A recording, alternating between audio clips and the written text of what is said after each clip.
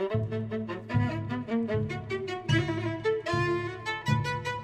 friends, welcome back to the Journal Feed. My name is Nick Zelt, and this is the only place to get spoon-fed the latest and greatest of emergency medicine. Now, this is the audio version of the past week summaries, which this week were brought to you by our authors, Jason Lesnick, Amanda Matthews, Joshua Belfer, Shannon Marcus, Kobe Bissell, and Clay Smith. Okay, let's skip straight to the fourth article, titled Effects of Screen Time Use on Psychological Symptoms in Adolescents Following Concussion, out of the Journal of Neurotrauma.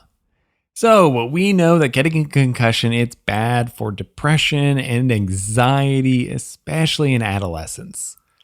And it actually increases the rates of depression and anxiety by 40% post-concussion. And that's pretty crazy. The effects of screen time have been studied a little bit, and for the most part, we think it's probably negative. But, if you look at what kids do nowadays, adolescents, they spend a lot of time on their phones. And so if we take away screens completely, then this could be a pretty major disruption to their lives. So there's probably kind of a sweet spot that you can hit where too much screen time is probably bad, but too little screen time is probably too disruptive for the adolescents. So we want to probably sit somewhere in the middle. What is the good amount? Now, in the very acute setting, we do have some data that for the next about 48 hours, the less screen time possible, the better. That's in the acute phase, though. But what about the rest of the recovery? How much screen time should we be getting in those circumstances? This was a prospective longitudinal cohort study of kids aged 12 to almost 18 years old. They had 62 concussed patients, and they were assessed on days 10 and 3 months post-injury with some risk scores. I'm not going to bore you with too much. And they recorded how much screen time there was. I'm not a huge fan of self-reported data.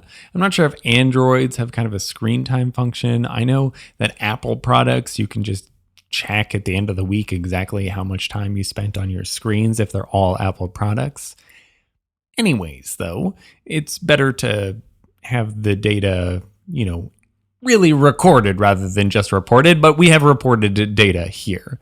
And so they were able to divide each of the groups into low screen time, moderate screen time, and high amounts of screen time.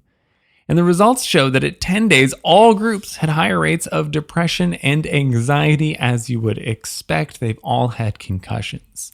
And at 3 months, the group that had moderate screen time use, about 5 hours a day, was associated with the most significant improvements in depression and anxiety. If you had really high screen time levels, we're talking about 9 hours a day, then you had higher depressive symptoms 3 months later. If you had really low screen time numbers, about 3 hours a day, which is still quite a bit of screen time, then you had more anxious anxiety symptoms after the concussion. So it seems like there is this sort of U-shaped curve where you're going to do the best if you're in the moderate group. And that seemed to be about 5 hours a day of screen time, which again, still seems like a lot, but it's less than 9, so maybe that's the best thing for these kids. I will continue to advocate for pretty much no screens for 24 to 48 hours. And then as for advice after that, kind of a progressive return to activities without trying to overdo it on the screen time. In a spoonful, some screen time might be good post-concussion for adolescents. A moderate amount doesn't cause depression and might help with anxiety as well. About 5 hours a day still sounds like a lot to me, but that's the number that did the best in this study. And then the fifth article, titled Serious Cardiac Outcomes and Physician Estimation of Risk in Emergency Department Patients with Syncope versus Pre-syncope, out of the Annals of Emergency Medicine. Now, I think it's been probably pretty commonly held misconception that syncope is much worse than pre-syncope, when in actuality, it seems like they're pretty much the same. While I agree that it's, kind of a continuum, a spectrum, and that fully passing out is definitely worse than not passing out, the fact that you have some process which is leading you to almost passing out or passing out means that there's still that same pathology there. So one might not necessarily be that much better than the other. And we've seen this in prior studies as well that show that there might be an equal risk of, cardiac pathologies, which is mostly what we're more afraid of for syncope patients, if you pre-syncopized or syncopized. So let's look at some data to see if that still fleshes out.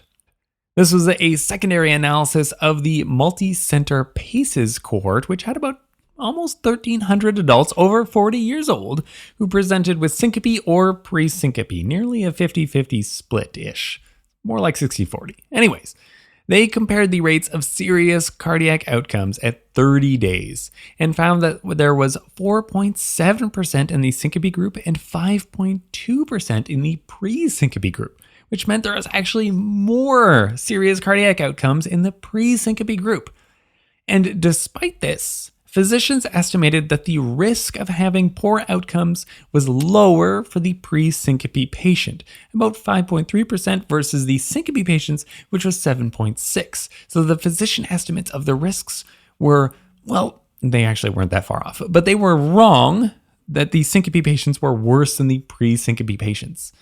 And fewer of the pre-syncope patients, despite having more adverse events, were admitted. And this might be why they had more adverse events. So it starts to get a little bit hard to say what the real cause correlation here is. If you have 12% more patients getting admitted to the hospital with syncope, then yeah, you're probably, if you're in the hospital, you're less likely to have a serious cardiac outcome, or at least I would hope.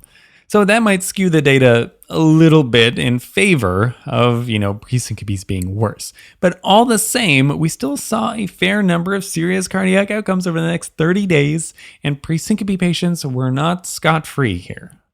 All in all, the message is really just don't dismiss pre-syncope. Just because they didn't completely lose consciousness and fall to the ground or something like that does not mean that something wasn't going on. That's the real takeaway here.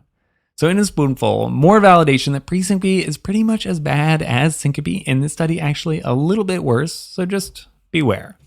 Okay, that's all the articles from this week. Let's do a quick wrap up.